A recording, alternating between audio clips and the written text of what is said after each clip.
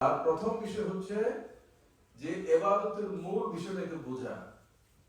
সকল মুফাসসিরুন, সকল মুহাদ্দিস সকলে একমত, ইবাদতের মূল কথা হচ্ছে আল্লাহর আদেশগুলোকে মানা, নিষেধগুলোকে বর্জন করা। আবার বলছি, ইবাদতের মূল কথা হচ্ছে আল্লাহর আদেশকে মানা, নিষেধকে বর্জন করা। এর ভিতরে নামাজ, রোজা, হজ, যাকাত, জিহাদ থেকে শুরু করে সব অন্তর্ভুক্ত হয়ে যাচ্ছে। এক নম্বর। দুই নম্বর হচ্ছে আমাদেরকে দ্বীনের একজন দায়ী হিসেবে তৈরি করে না।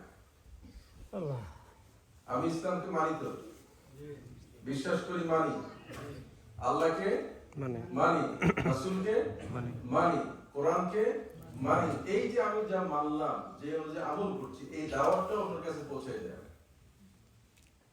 আপনি দেখেন, আপনি একটা ওষুধ খেয়ে আপনার মাথা ব্যথা ভালো হয়ে গেছে, আপনি এটা ক্যাম্পেইন করেন না?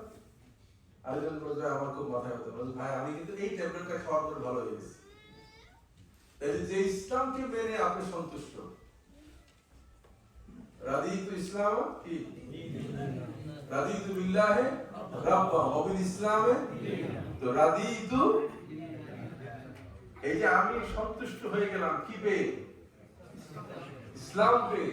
যে ইসলামকে নিয়ে আমি সন্তুষ্ট, যে ইসলামকে নিয়ে আনন্দিত, যে ইসলামকে নিয়ে আমার জীবনে আমি ট্রাঙ্কুয়ালিটি পেয়েছি, সেই ইসলামের দাওয়াত মানুষের ঘরে ঘরে পৌঁছে যায়।